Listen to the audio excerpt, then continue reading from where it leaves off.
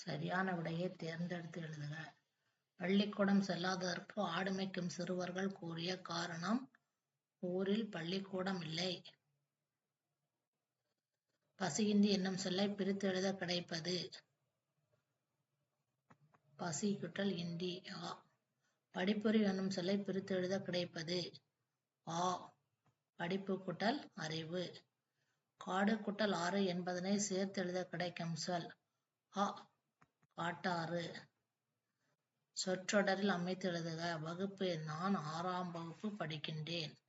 உயர்கல்வி: காமராசர் மாணவர்கள் உயர்கல்வி பெற பொறியியல் கல்லூரிகள் புதிதாக தொடங்கினார்.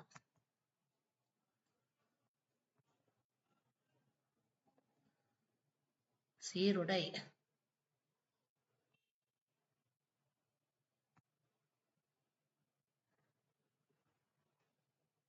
பள்ளிகளில் ஏற்றத்தாழ்வின்றி குழந்தைகள் கல்வி கற்க சீருடை திட்டத்தை அறிமுகம் செய்தார் காமராசர்.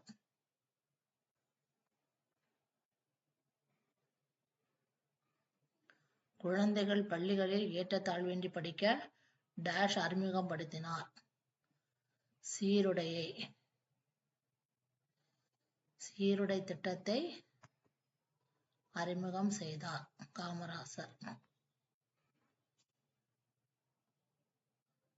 காமராசரே கல்வி கண் திறந்தவர் என மனதார பாராட்டியவர்: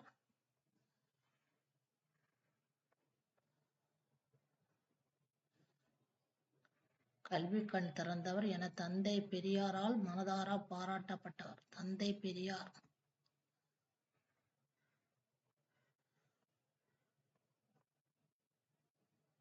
காமராசரே கல்வி கண் திறந்தவர் என மனதார பாராட்டியவர் தந்தை பெரியார். குருவினா: காமராசர் காலத்தில் தொடங்கப்பட்ட கல்வி நிறுவனங்கள் யாவை? காமராசர் மாணவர்கள் உயர்கல்வி பெற பொறியியல் கல்லூரிகள், மருத்துவக் கல்லூரிகள், கால்நடை மருத்துவக் கல்லூரிகள், ஆசிரியர் பயிற்சி நிறுவனங்கள் ஆகியவற்றை புதிதாக தொடங்கினார்.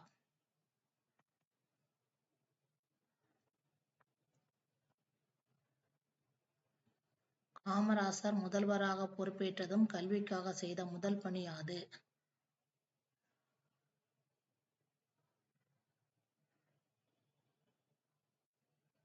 காமராசர் முதலமைச்சராக பதவியேற்ற நேரத்தில் ஏறக்குறைய 6000 தொடக்கப் பள்ளிகள் மூடப்பட்டு இருந்தன. அவற்றை உடனடியாக திறக்க ஆணையிட்டார்.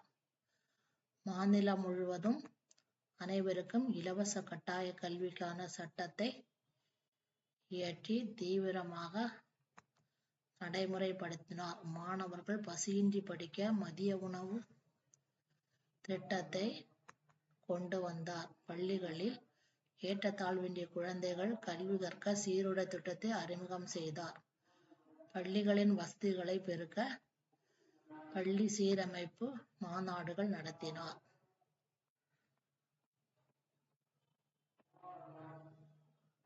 காமராசரின் கல்வி பணிகள் குறித்து எழுதுக.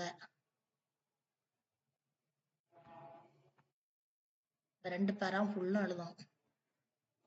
காமராசர் முதலமைச்சராக பதவியேற்ற நேரத்தில் ஏறக்குறைய 6000 தொடக்க பள்ளிகள் மூடப்பட்டன. அவற்றை உடனடியாக திறக்க ஆணையிட்டார்.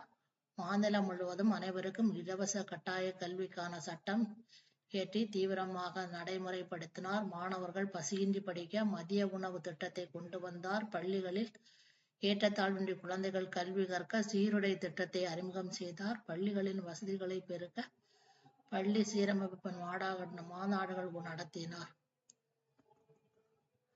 மாணவர்கள் உயர்கல்வி பெற பொறியியல் கல்லூரிகள், மருத்துவக் கல்லூரிகள், கால்நடை மருத்துவக் கல்லூரிகள், ஆசிரியர் பயிற்சி நிறுவனங்கள் ஆகியவற்றை புதிதாக தொடங்கினார்.